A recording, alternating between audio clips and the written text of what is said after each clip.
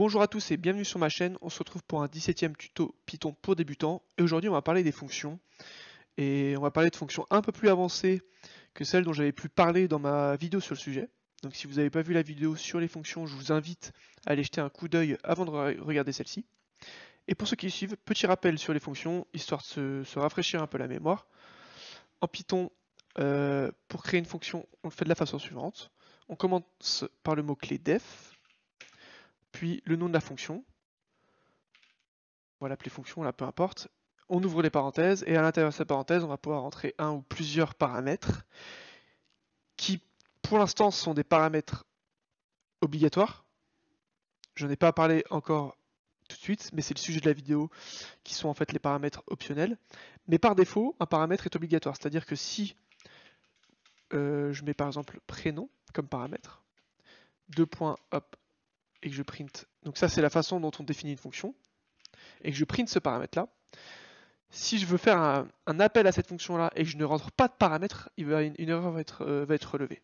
C'est parce que c'est un paramètre obligatoire. Et donc là, si j'appelle ma fonction, pour appeler une fonction, on reprend son nom. Là, imaginons j'appelle la fonction, je ne donne pas de paramètre. Vous voyez ce qui va se passer. Je vais avoir une erreur. Voilà, exception has occurred.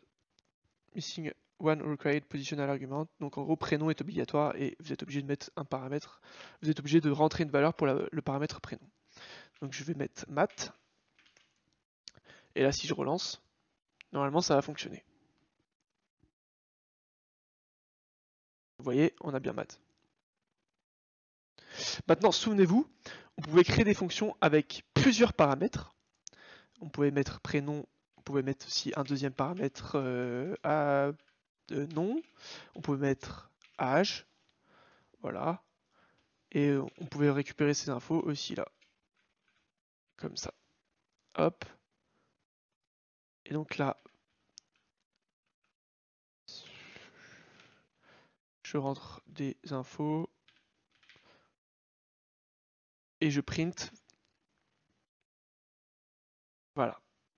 Ça me print bien l'ensemble des paramètres. Donc on a déclaré une fonction avec plusieurs paramètres et on est venu récupérer les infos. Maintenant, dans certains cas, quand on appelle une fonction et qu'on a plusieurs paramètres, on ne veut pas s'embêter à réécrire chaque paramètre dans la fonction. Et on veut rendre en fait des paramètres parfois optionnels. C'est-à-dire que par défaut, on va attribuer une valeur à un paramètre pour pas s'embêter à rentrer, par exemple, voilà, on veut rendre l'âge optionnel.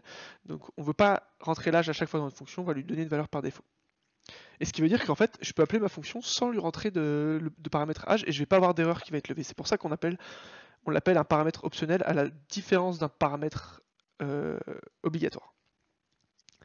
Là, si je fais ça, ça va me lever une erreur parce qu'il est toujours obligatoire. Mais pour le rendre optionnel, il suffit de lui attribuer une valeur par défaut. Et ici, on va lui rentrer la valeur par défaut 25, par exemple. Et là, si je F5 entrée, vous voyez, ça marche. Et me récupère bien la valeur par défaut. Et en fait, le fonctionnement de ce paramètre optionnel, c'est que si vous ne mettez rien, ça va prendre la valeur par défaut. Mais si vous mettez quelque chose, ça va override, ça va prendre le dessus par rapport à la valeur par défaut. Donc si je mets 26, vous voyez, ça va prendre 26. Quand vous voulez définir des paramètres optionnels, vous êtes obligé de le faire à la fin de vos paramètres, c'est-à-dire que vous ne pouvez pas faire par exemple ça.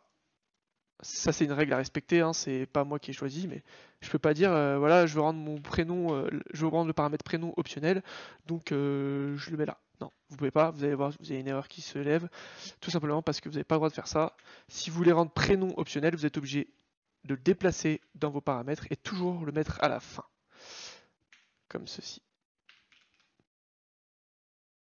Et là, normalement, si j'enlève mat, si j'enlève, du coup, l'ordre a changé, le nom, science, âge 25, et prénom, si je mets rien, normalement, ça a marché. F5, il me print le prénom mat, l'âge 25, et le nom science. Voilà, ça fonctionne bien. Et vous pouvez le faire aussi pour l'âge, du coup, vu que en fait ça fonctionne toujours dans ce sens-là, quoi. C'est toujours, les paramètres optionnels sont toujours à la fin de votre liste de paramètres, entre guillemets. Voilà. Le problème avec ce fonctionnement, c'est que si vous voulez modifier la valeur du deuxième paramètre ou du troisième même directement, vous n'allez pas pouvoir directement le faire comme ceci. C'est-à-dire que là, si vous voulez, ok, moi mon prénom, je veux plus que ce soit Matt, je veux que ce soit Nicolas, et bah ça marche. Vous n'allez pas pouvoir le faire comme ça. En fait, vous êtes toujours obligé de respecter l'ordre. Et vous êtes du coup, là, si je fais ça, ça va venir modifier nom.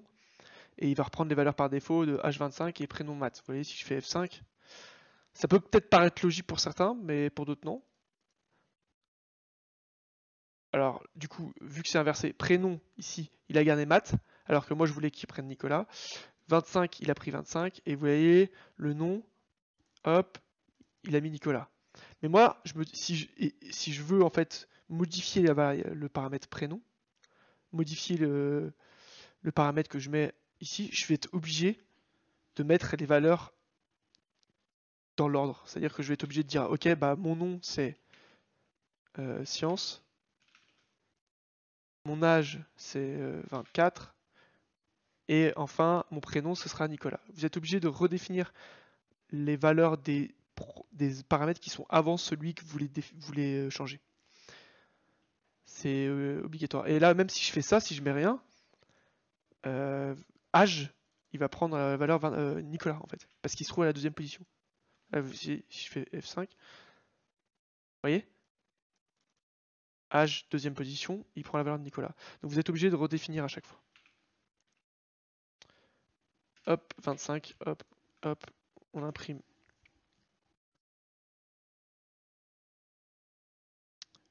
Voilà. Donc voilà pour cet exemple de fonction avec des paramètres optionnels en Python. J'espère que ça vous a été utile et que vous avez appris quelque chose aujourd'hui. N'hésitez pas à poser vos questions dans les commentaires si vous en avez, et j'y répondrai avec plaisir, et puis on se retrouve pour la prochaine vidéo.